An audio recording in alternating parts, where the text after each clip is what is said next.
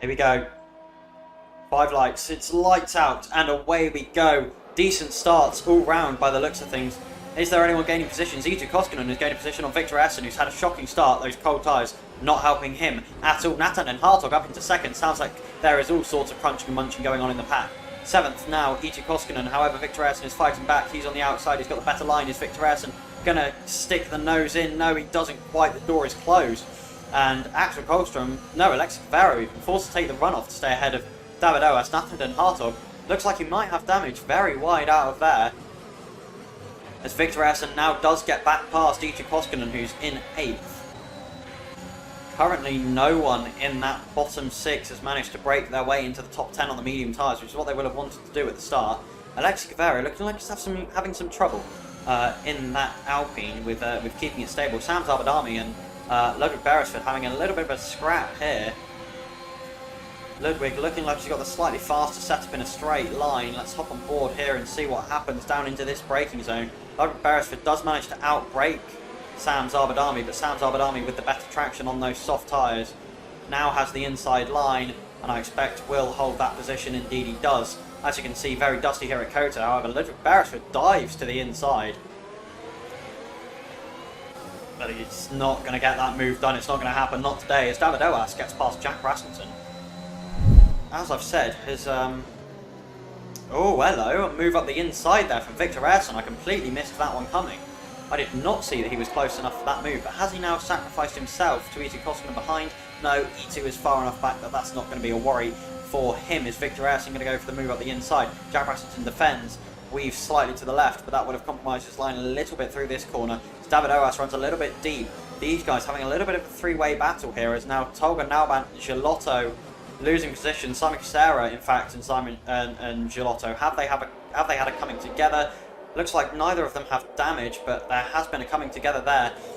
Jack Rasmussen now has the DRS. So does Alexis Guevara or Nathan Den Hartog. Let's see if this move comes off first. Alexis Guevara goes up the inside. He does make the move. Jack Rasmussen also makes his move. Alexis Guevara looks like he's on the outside now of Nathan. There's room left. Nathan gets a little wiggle of oversteer. Not ideal. Jack Rasmussen gets past David Oas. And Jack Rasmussen now pushing to get into these guys' DRS. Nathan and Hartog went deep in through that section. Alexis Guevara cut back, used the switchback technique that we've seen so many times before, and got back past.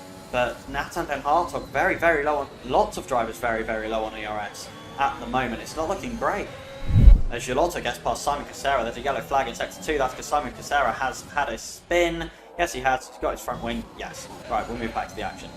Jack Rasmussen in the DRS of Nathan Den Hartog. Is he going to get close enough? It doesn't look like he's going to. Nathan defends. Jack doesn't go for the move. Neither does anyone else by the looks of things. No. Ludwig Beresford too far back, but Cameron Wynn goes for the move on Ludwig Beresford and now becomes the leader in the strategic battle, although he is 4.5 seconds off the back of the guys who are running on those soft tyres. Will we see a move here from David Oas? He doesn't turn on the ERS. I reckon he could probably get to Jack if he wanted to, but he doesn't turn on the ERS. He's not going to get there. Victor Essen. Oh, and David Oas goes for a spin. Indeed he does. That has let through quite a few drivers, and that puts David Oas down into 10th and opens up a big old gap here. Victor Essen now up into 6th. E2 Koskinen into 7th. Tom Gitchberts into 8th, and Sam Zabadami into 9th. Alexis Guevara still on the back of Axel Kohlstrom there. No moves going on here. Victor Essen very deep on the brakes, but doesn't quite get there. And I think, yeah, Sam Zabadami lost the DRS now. He's going to be sitting in 9th, just drifting away from that pack. Tom Gitchberts goes round and is in the wall. Is Tom Gitchberts. Will that have given him damage? I do not know. But there are drivers who are coming through now. And Tom Gitchberts has got to look out for how he rejoins the track. He can't rejoin and spawn in a bad place, and he doesn't. So that puts Sam Zabadami now up into 8th, and Cameron Wynn and Ludwig Beresford on the mediums are now in the points. This is perfect for them. That strategy is going to be working. However, Ludwig Beresford does have to watch out with that 3-second time penalty. And Alexis Guevara, sorry I missed that, went for the move on Axel Kohlstrom. And these guys have been pushing and are closing up on Lawrence Shawi. Shall we about to see a 3-way battle for the lead? I think we will. When are these guys going to box? Are we going to see anyone doing 2-stop strategy, soft, medium, medium, soft, medium even? Or is everyone going to be running on that 1-stop strategy, soft to medium, to the end of the race? Yellow flags again in Sector 3. Who's that that's had an issue? It's Victor Essen, and he's down into 8th. He has gone around. Has he got front wing damage? Yes, he has. He's missing an end plate. So Victor Essen is going to have to box. Even though he's been in the pits, where generally you tend to regen a lot of battery power. And here we go. I think Jack Rasmussen is going to be going for this move pretty much instantly. Indeed he is. Pulls alongside and past. E2 Koskinen pulling closer, but not by enough to make a move as of yet. But here we go. Jack Rasmussen making the move on Tolga Nalban. E2 Koskinen getting past Charlotta as well, and Cameron Wynn picking up 3 seconds of time penalties. That puts him and Ludwig Beresford on the same amount of penalties at the moment. No, it doesn't. Ludwig Beresford's got 6. Don't listen to me. However, those new mediums clearly much faster than those ones that are 12 laps old. I mean, look at the difference under braking. It is rather large, and E2 Koskinen goes around.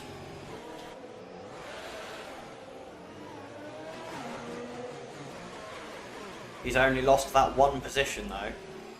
So he should still be on to be in the points after everyone else has finished their pit stop cycles. He's going to have to be careful through here not to lose it again. Those rear tyres are going to be quite hot.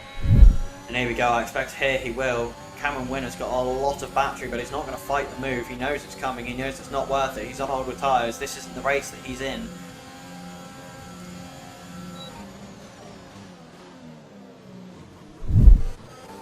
Nathan and Hartog has gone past Jack Rasmussen. Sorry, I missed that battle. Didn't see that they were that close, but indeed they are. Here we go, a little bit of a ding-dong battle between these two here. Jack Rasmussen and Nathan Den Hartog. 2 of the oldest running drivers in the league. They've been here since the very beginning, or very close to the very beginning. And here we go, E2 Koskinen closing in on Sam Zabadami. And Sam Zabadami spins. Does he hit the wall? I hope he didn't. Oh, come on, please say he didn't hit the wall. No, he didn't hit the wall, but that has lost him positions to guys in front. Theodore Stonewood, however, will have to box again. So that's a position he'll gain back, and he'll still gain positions off of these guys who have to box up ahead. So that should be okay for now. But here we go. I expect Nathan and Hartog will have very little issue getting past Ludwig Beresford now. Here we go. Pulls to the inside. Ludwig Beresford doesn't move to block him. Does he go for the switchback? No. He's got the inside. No, that's going to be it. Nathan and Hartog through on Ludwig Beresford. Charlotto also through on Tolga Nalban, except not quite. Here we go. This is going to be a battle now. Yellow flags in Sector 2. Who's gone round? It's Tom Gishberson. He's DNF'd. Is this going to be it's a safety car. It's a safety car. Everyone box. Box. Surely. Cameron Wynn. Box. Anyone who's on old tyres, box now. You'll save so much time in the pits, and that's going to turn this race on its head. Safety car in this lap.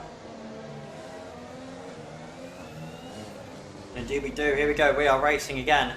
Not a great start for Axel Kolstrom. He's gotten all sorts of wobbly. And Cameron Wynn, I expect, will be going for the move into turn 1. Sam Zabadawi picks up a 3-second time penalty. He's in 13th at the moment. That's not going to make much of a difference to him. However, E2 Koskinen will be gaining positions due to penalties at the end of this race. He should be making quite a large amount of positions, actually. Axel Kolstrom falling down the order. Victor Essen and Theodore Stonewood having a little bit of a battle here. Lawrence Shalvich picking up a 3-second time penalty. That's huge. That's massive. Axel Kolstrom also picking up a 3-second time penalty. Drivers could make bundles of positions here just off of the time penalties and the fact that they don't have one. And that could be huge for them come the end of this. Axel Kolstrom losing position. Yes, he does. Not quite to Nathan and Hartog. He's going to be going for it again, I would expect. And these guys have got to watch out, because there's a lot of drivers behind them who haven't got penalties, who could be on to pick up a lot of positions here.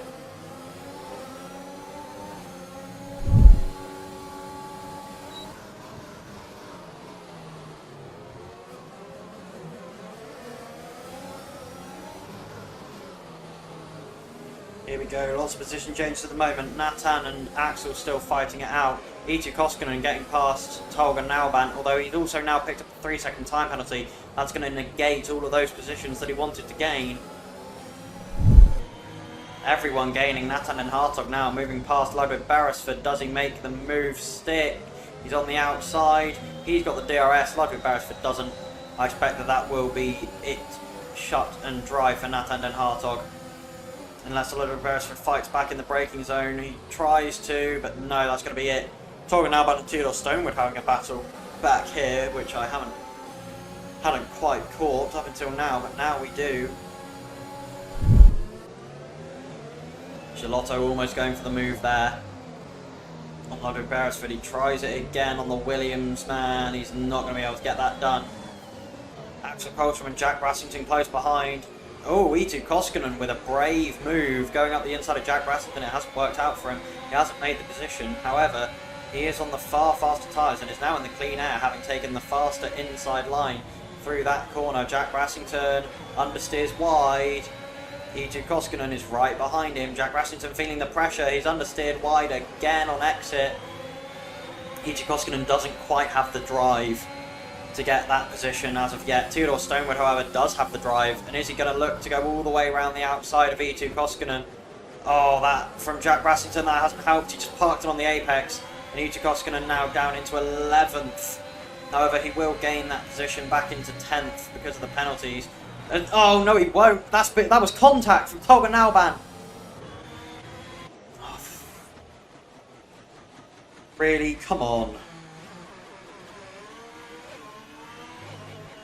And that's it. Ferrari out of the points. So here we go now.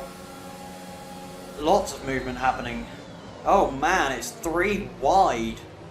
Coming into that hairpin there. This is crazy. Ludwig Beresford has picked up 9 seconds of penalties. And is getting shuffled back. There's contact, there's banging of wheels. It's all going on. Ludwig Beresford covers the inside line. Gets a knock from Jack Brassington. Does Jack Brassington have damage? No, it looks like he's good.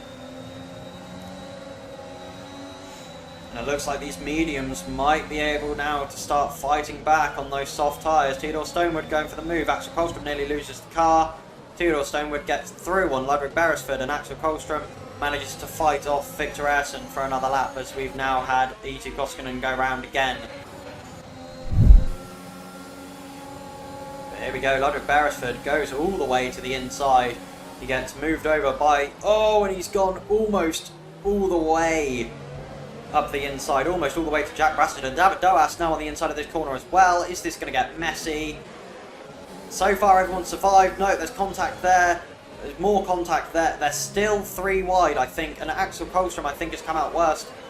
Or at least he will. Or maybe not. We'll wait and see. He's on the inside. He keeps the car. Point if he can hold on. Here we go. We are on the final lap now. The leaders are on the final lap. Sam Zabadami has to hold on for one more lap with no penalties, and he should find his way into the points quite easily. Tucks into the slipstream, then back out. He's only got 5% battery. Ludwig Beresford only got 10. And he cuts the inside and picks up another 3-second time penalty. But that 6 seconds now would have nullified. It's still going on at the front. Alexi Cavero and Lawrence Shalvish still battling. Even though Lawrence has that 3-second time penalty, he's still looking for a way to pressure Alexi Cavero into making a mistake that might bring out a 3-second time penalty for him. But Lawrence Shalvish just losing the touch a little bit. Sam Zabadami getting passed by Ludwig Beresford at the end of that DRS zone, but Sam Zabadami fights back. Not much space left there by Sam Zabadami, but that is allowed. And here we go, Alexi Cavero now to the line. And these penalties are going to make a big difference to what we see before us. Alexi Cavero crosses the line and wins. Lawrence Shalvish comes in second with the penalties applied. Nathan Den Hartog crosses the line to finish third. Theodore Stonewood goes fourth, with Cameron being shoved back to fifth from third. Gelotto finishes the race as well. So does Jack Brassington. David Oas gets shoveled up into eighth because of Axel Kolstrom's penalty. Sam Zabadami picks up a singular point. That's going to be all for him. And I think that is going to be it here for the American Grand Prix. Simon Casero just getting to the end with damage there. And Eetu Koskinen is going to be the last man to cross the line. Just outside Austin. Driver of the day is Theodore Stonewood. That is understandable. He came from 15th on the grid and ended up 4th. Big position gains for him. So your finishing order is Alexi Cavero started second on the grid and overcame Lawrence Shalvish to finish in first. Lawrence Shalvish comes in second after starting first, picking up that penalty just negated anything that he could do against Alexi Caveri. Then finishing off the podium is Nathan Den Hartog.